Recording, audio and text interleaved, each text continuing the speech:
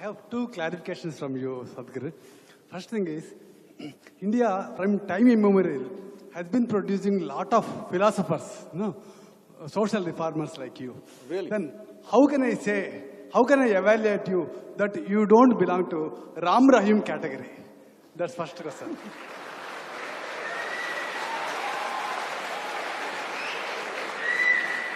And my second question is... So let me finish one, Pardon? Let me finish one question.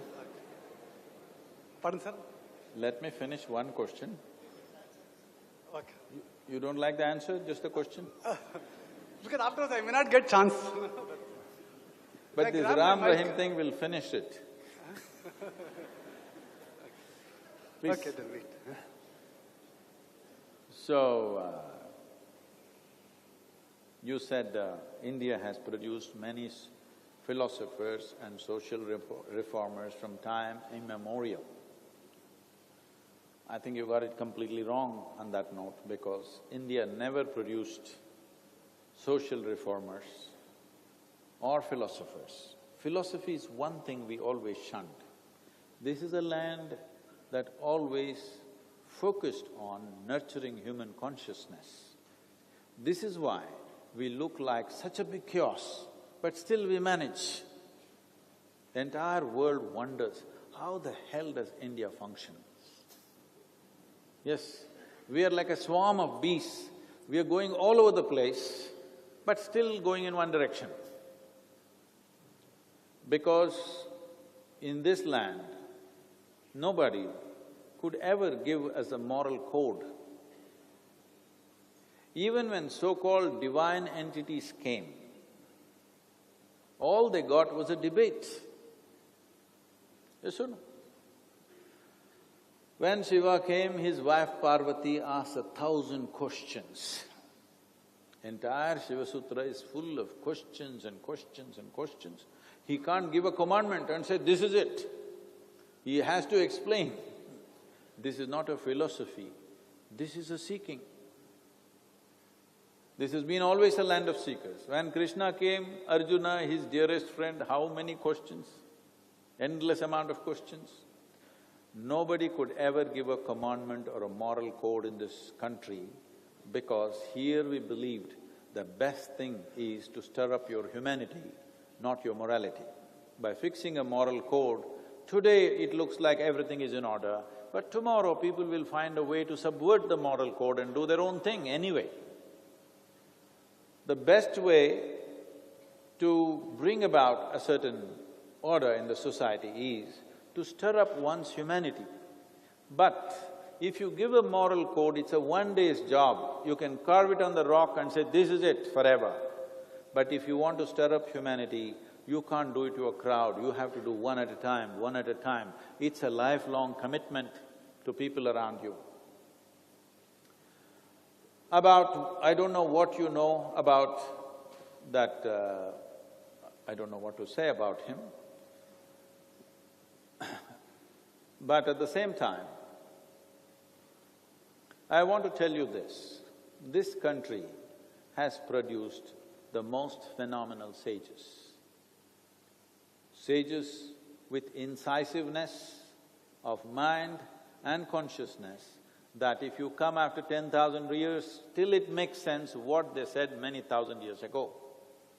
You are not looking at them. Right now, you have unfortunately come to a stage where your idea of a sage is Ram Rahim, because you have a silly idea of secularism, he exploited it with Ram Rahim. Your idea of secularism is Amar Akbar Antony, so he became Ram Rahim. I don't know why he's not Robert also, he did not add.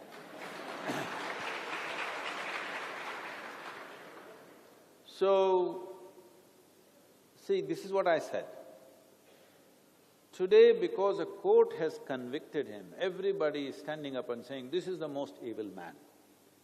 The first day I saw him on a news channel, the obscenity of the aesthetics itself, I said, why is even a national news channel showing this kind of thing? Obviously, if you pay money, this whatever God business, what is the movie on? He made one movie, no? No, he made a movie, right? Ram Rahim made a movie. What is that? Messenger of God. Ah. When he made this movie, then only you should have known the moment you saw the man. Now because the court has convicted, all of you are doing this. I said it the first day, this is a joke being played upon our society. You must stand up and say something. But no, all the news channels, all the intellectuals, everybody clapped their hand because they like the garish nature of what he's doing. But today, because the court is convicted, they are saying this must go because, first of all, this is the thing. When the court was to give a judgment, their people went about creating arson around the court. Why are they doing this? Because they believe, and many times unfortunately it's worked this way, that they can force the hand of law with violence or some force on the street. That's the reason why they're doing it. Similarly, many news channels are also believing by creating a certain force of opinion, they can force the hand of law. This must stop. If we want to become a law-abiding nation, our opinion should not be bigger than the law. Law should be the ultimate thing. So here, one thing is law, which is between you and me, because the law is about how all of us can function together in the society. But another thing is how I am within myself. How I am within myself must happen by evoking my humanity, not by fixing morality on me. But if you want to evoke humanity, we need many people who are dedicated to that. I think it was very beautifully put when Adi Shankara spoke about it. He said, every one of you have tasted a mango, but all of you have not planted a mango tree. Because 10 people planted mango trees, 1,000 people are eating mangoes, the sweetness of mango they know. So these people, those 10 people for every 1,000 were there in the past, unfortunately they're missing. So here we are at a kind of a flux in the society right now, where we have no morality and where we have nobody to stir up our consciousness, not enough at least. So you're facing the kind of dilemma you're facing, all kinds of people are cropping up and filling that space. Just because you found one Ram Rahim, don't try to paint the entire clan black, because they don't belong to the same clan. You must understand, every sage, every seer, every yogi who came, he came absolutely as an individual. Maybe he was spawned by a certain tradition, but when he stood up on his own dint, on his own clarity of perception. Those scholars who quote scriptures and other things are different, but every yogi, every mystic, every sage and seer who came always stood on their own clarity, and people who saw the clarity went to them, those who did not go to them. How Ram Rahim things become popular, it is like a cinema thing, okay?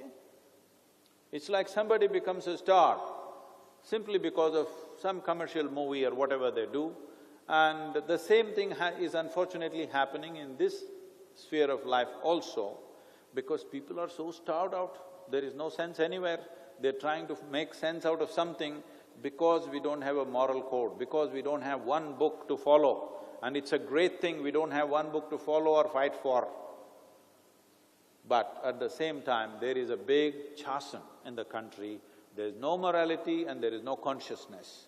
If consciousness had to be stirred up, there is a lot of work to do. If moral code has to be given, it's very easy. 10 things we can write down and say, this is it. Anyway, nobody will follow it. Outside they will pretend, within themselves they do what they have to do. So, today, it happens unfortunately, I'm walking on the street, Indian people, Chennai people, they will say, show to their children and say, see Santa Claus. Okay? What's happened to your brains? You did not say, see Agastya Muni, you did not say, see, well, he looks like Vashishta, you did not say he looks like this yogi or that yogi, you say Santa Claus, because the British left 70 years ago, but your brains went with them. It's time you retrieve that.